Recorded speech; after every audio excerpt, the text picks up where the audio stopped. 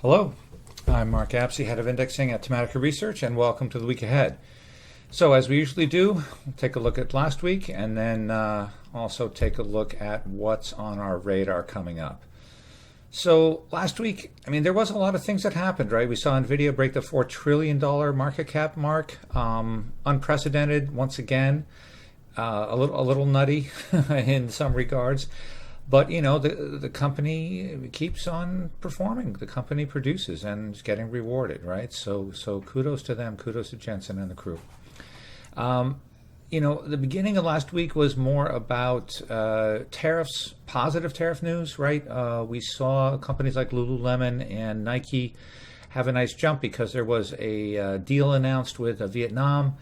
But as the week wore on, the steadiness or the firmness of that deal maybe started to come into question. So we saw some of the gains that those names and other staples names, made early in the week start to wane. Of course, in the middle of the week again, I guess Trump just got tired of trying to deal with Canadians as polite as they are and just threw down the gauntlet to say, yep, August 1st, 35%. That's what's happening. So, in as much as the tariffs conversation with Canada had been moving along and, getting better, apparently now we've kind of taken a couple steps back.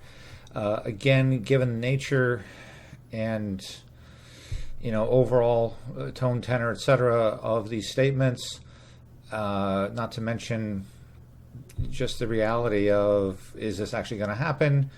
Is this actually going to happen? I don't know. August 1st seems like a pretty firm date. That's also been posted as a deadline for tariffs for a number of other countries and trade blocks that got sent out.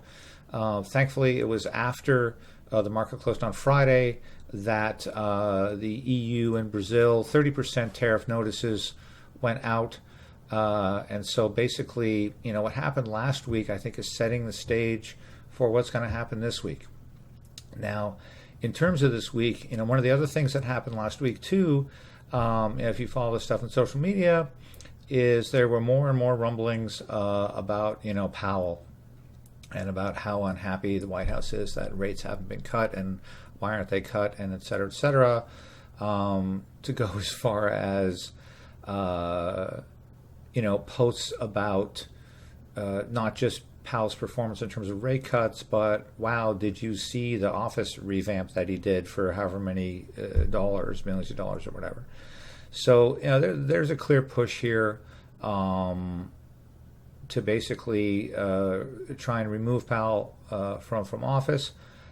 I don't know that can happen. Of course, we all know Powell's famous retort in a couple of meetings about the ability, the legality of removing him from office ahead of his term finishing. But again, we'll see that hasn't seemed to have stopped this administration from taking other actions that seemingly run against current rules.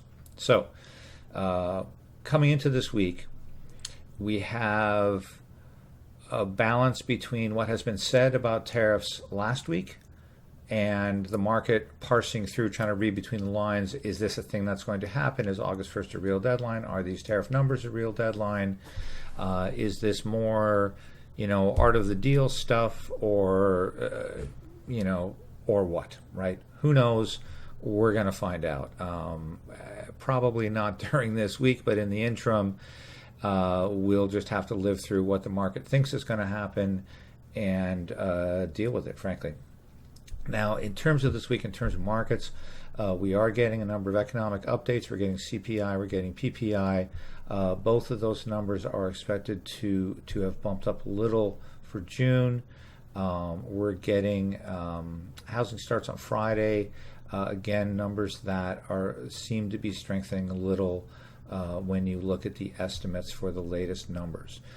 Thursday, we're going to get some claims numbers, continuing claims and initial claims, and I think we've talked about this before, where the claims numbers are kind of telling markets what employers are doing, which is to say that they haven't slowed down on their attrition rates, but what has been slowed is the pace of hiring and the number of heads that companies are picking up. And indeed, when you look at initial claims, those numbers are fairly steady through the year.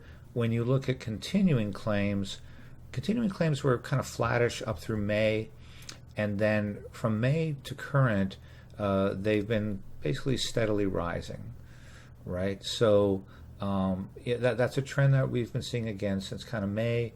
We'll see if that continues on. The other thing that's happening this week, of course, is we're seeing the kickoff for second quarter earnings. And as is tradition, financials are basically the bulk of earnings for this coming week, but tucked in there are a number of other companies giving us color on various other aspects of the economy. J.B. Hunt Trucking, J.B. Hunt is reporting.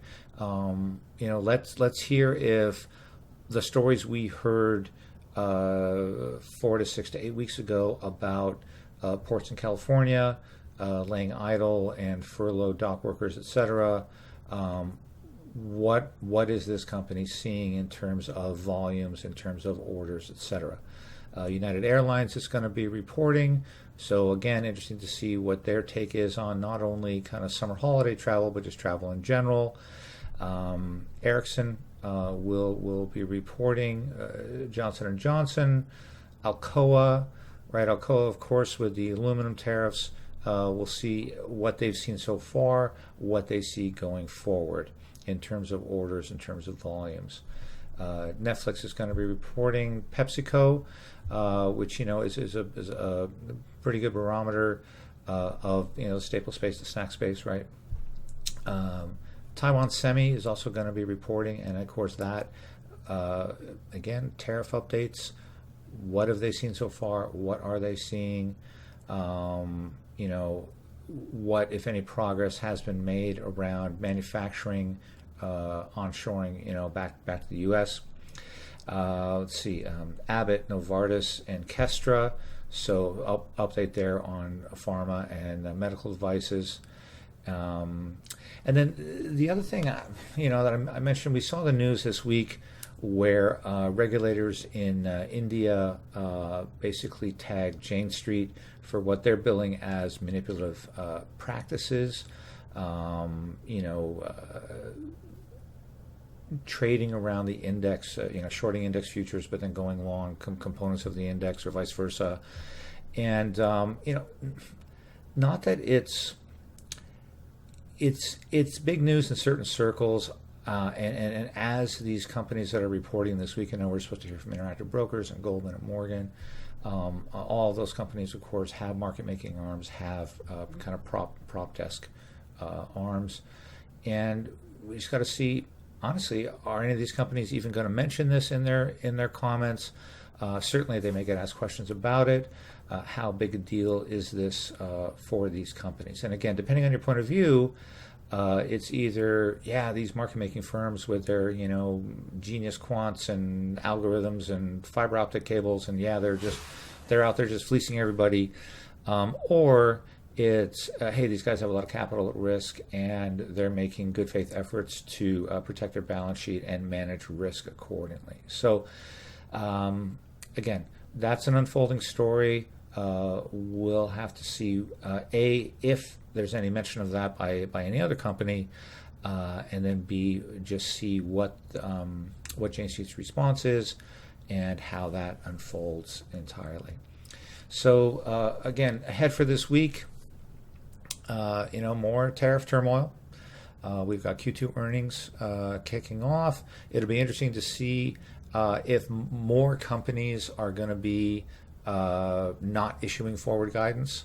Or, as I believe NVIDIA did in last quarter, issue kind of versions of corporate guidance, right?